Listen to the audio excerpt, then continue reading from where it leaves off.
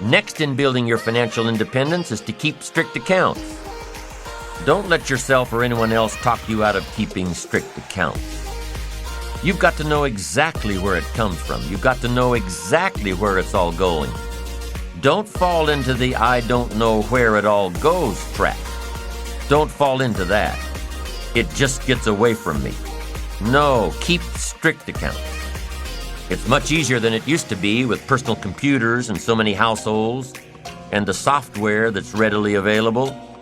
It's as easy as entering your deposits and checks and receipts, and the computer will tell you exactly where you stand. And it does more than that. If you're really wondering where it all goes, the computer will tell you that too. Most of the programs let you categorize your expenditures. Print it out, and you'll know exactly by category where it all goes. And when it's right there in front of you, you'll be able to evaluate what you're buying and what you're wasting. Take that wasting part and add it to one of your capital funds. It'll get you there that much faster. And here's another part of building your financial independence. It's a matter of attitude. First is philosophy about money. Second is attitude about money. Here's the best attitude.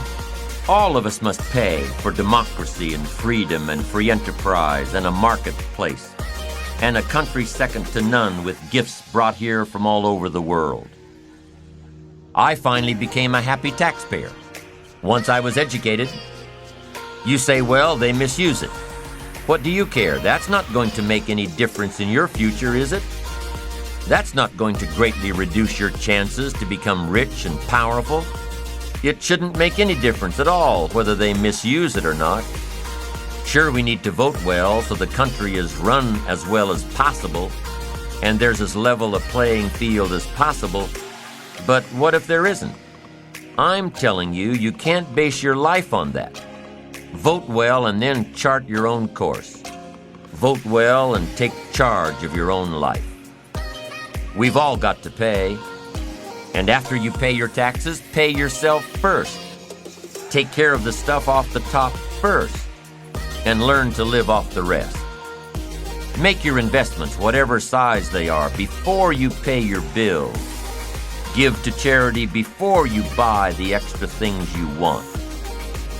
A man I know has an MBA from Harvard and an engineering degree from MIT. Smart guy. Semi-retired now and doing what he likes best, teaching. He teaches college courses in economics and business planning. But when he teaches economics, he also teaches personal economics. This is what he starts his classes with. Decide how you want to live now versus how long you want to work. Decide how you want to live now versus how long you want to work. This means if you want to spend everything you make now, you'll have to work longer and harder. If you spend everything you make now, you'll have no choice but to work longer and harder. But if you start investing in your financial future now, you'll have the choice between retiring early or traveling more or continuing your career or starting a new career later in life. Once again, it all comes down to choices. Think tomorrow today and live better tomorrow. Here's the next thing to think of when you're planning your economic future. Be careful with your credit cards. Selling money is big business. You probably get invitations in the mail to sign up for a new credit card a couple of times a month. Having some credit cards is important, especially if you travel. It's safer than cash. It's easier to track than cash. But be careful. I know that's hard. When you buy something with a little piece of plastic, you don't feel the effect until you get the bill. So make sure that whatever you buy, you're still happy with your purchase after you get the bill. And be careful with credit. It's the easiest way to get into debt. Go into debt strategically, not habitually. If your business is high risk, if you're an entrepreneur whose career requires a great deal of risk and a great deal of strategic debt, keep the debt in your business and out of your personal life. I know this one's hard too. because for most entrepreneurs looking for capital, the lender requires you guarantee the debt personally. So plan your debt just as you plan your fortune. Here's another point to remember in becoming financially independent. It's hard to get rich fast. It's easy to get rich slowly. It doesn't happen overnight. With conservative investments, it takes a while. It takes discipline to keep adding value to your future. A little every month, a little every month, a little every month. It takes time to build your fortune, your financial independence. There's a saying about investing: time, not timing. The saying says time, it takes time. Now, if playing the stock market is what you do, then you know that timing is a whole other ball game. But for the average person, it's time. A study was done a while back that analyzed stock market investments. The study took two scenarios into consideration. The first one took place over 40 years. In the first scenario, stocks were bought at the very worst possible time and sold at the very worst possible time. Bought high and sold low. And after 40 years, the average return was around 10%. Scenario 1 dealt with time. Now, in the second scenario, stocks were analyzed over a 10-year period. The second scenario dealt with timing. Stocks were purchased at the best possible time and sold at the best possible time. After 10 years, the average return was around 10%. Be patient in building your financial independence. It will come small steps at a time, little advantages after little advantages.